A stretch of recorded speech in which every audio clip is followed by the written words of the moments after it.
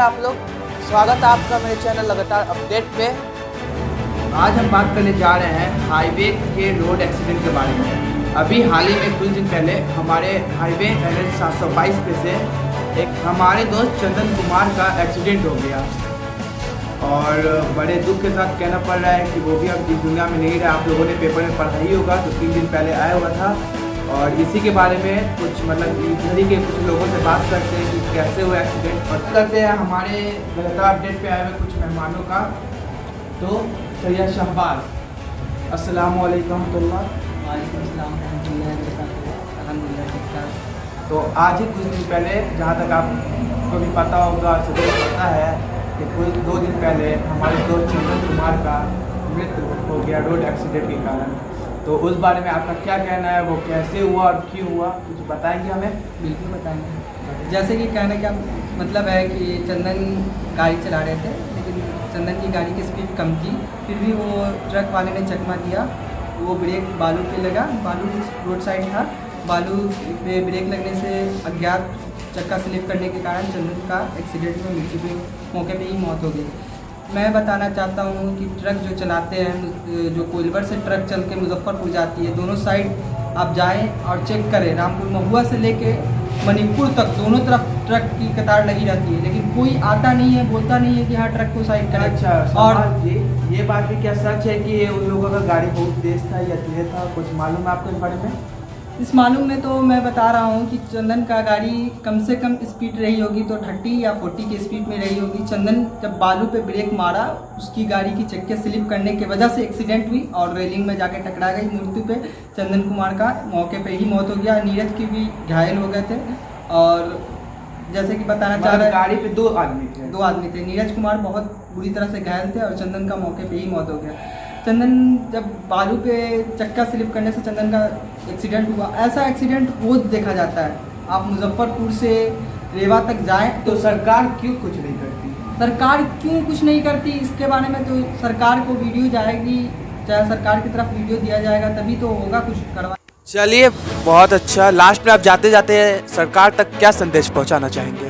सरकार तक हम यही संदेश पहुंचाना चाहेंगे कि सरकार जो रोड इंचार्ज हैं, जो रोड के अभी मालिक हैं, उनसे अनुरोध करना चाहता हूं कि कृपया दोनों तरफ जो रेवा से कोइलवर से चलकर रेवा जाती है, रेवा होते हुए मुजफ्फरपुर, दोनों तरफ कतार में लाइन लगी हुई रहती है ट्रक की, तो साइड कराने की कोशिश करें। और रोड पर जो बालू छिड़का रहता है उसको साइड कराने की कोशिश करें, क्योंकि बालू की वजह से अज्ञात एक्सीडेंट का सामना करना पड़ रहा है। और मणिपुर चौराहा पर अनुरोध है सरकार से कि गोलंबर देने का कोशिश करें और जहां टर्निंग है वहां पे आप कृपया यह करें, बोर्ड लगा दें कि कृपया धीमी गति से गाड़ी चलाएं। चलिए, बहुत बहुत शुक्रिया। इंशाअल्लाह आपसे फिर दोबारा मुलाकात होगी। तब तक के लिए धन्यवाद। अस्सलाम वालेकुम।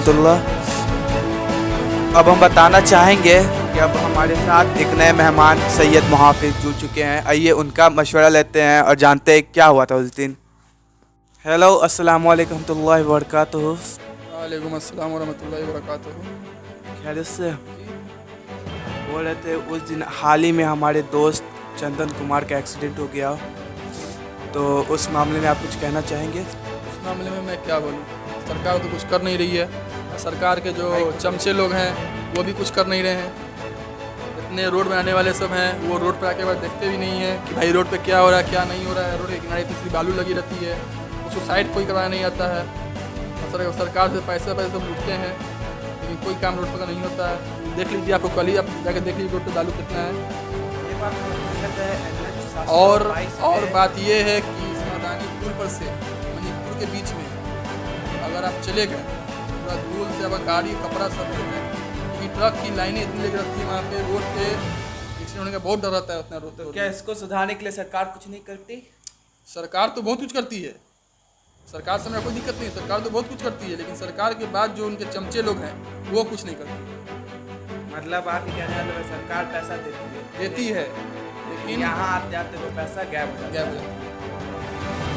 सब बात यही सोचेंगे कि ये सो हम लोग बच्चे लोग हम लोग क्या बोलेंगे, लेकिन हम लोग बच्चे लोग इतना कर रहे हैं तो आप लोग बड़े भी कुछ सोचिए।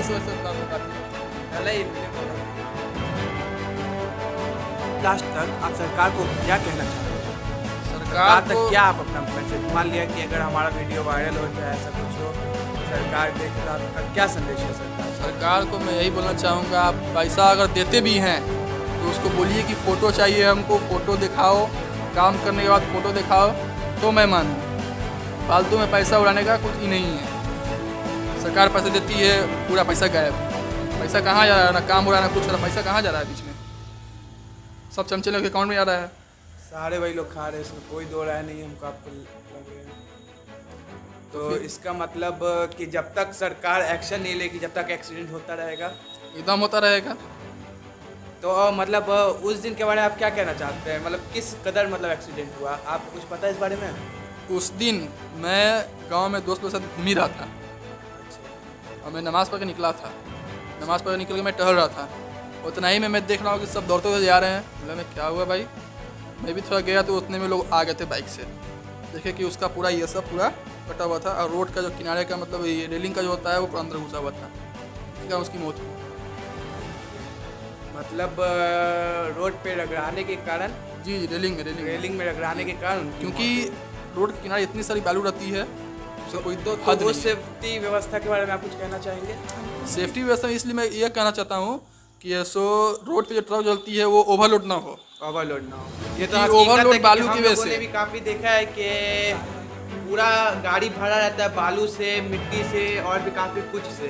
तो इससे तो बहुत ख़राब बात है, अगर बाई चांस कभी पलटी उल्टी भी खाया तो आसपास जो भी रहेंगे उनकी भी मौत हो सकती है। एकदम होना ही होना है। रोड पे इतनी सारी बालू रहती है, किसी का भी एक्सीडेंट उसको हो ही सकता है।